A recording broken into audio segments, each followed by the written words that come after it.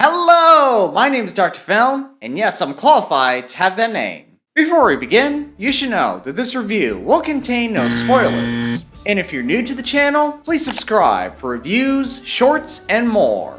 And so, without further ado, let us begin. Oh boy. First are casting characters, such as Snow White, played by Rachel Zegler, and she was pretty okay. What?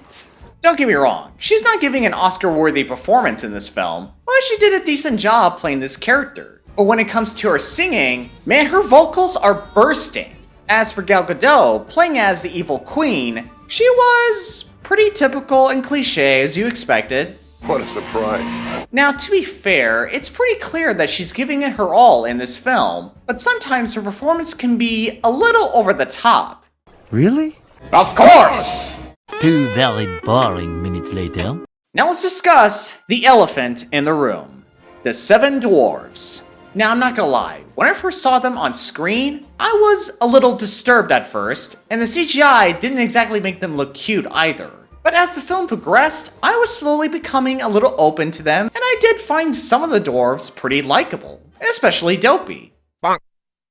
What the hell is even that? Now let's discuss the music. The music in this film was pretty bland and conventional, but there are 2 musical sequences that I personally enjoyed. One was Waiting on a Wish, I close my eyes and see the girl I meant to be. and the other was All Is Fair. And I thought she did a great job singing this piece of number. It kind of took me back on those classic Disney villain songs we all grew up listening to. Tell me who is fair? Who is fair? Beyond not fair. It's gonna be me that you declare. But on the other hand, if you look past these 2 songs that I mentioned, the musical aspect of this movie is still pretty dull. That's good. Now for the story. During the first half of the movie, I'll admit I was pretty invested. But as soon as we get to the dwarves and such, that's when the story starts to feel slow. That's when the film starts to blend in other familiar timeless stories from other films. And that's when the so-called female empowerment message comes in. It just felt so forced and on the nose. And as soon as we get to the climax between Snow White and the evil queen, it was so anticlimactic and weird. Like, this is how they want to end their film? Like that? God, son of a Overall, my friends, this movie, this live-action remake, was a complete, unnecessary waste of time.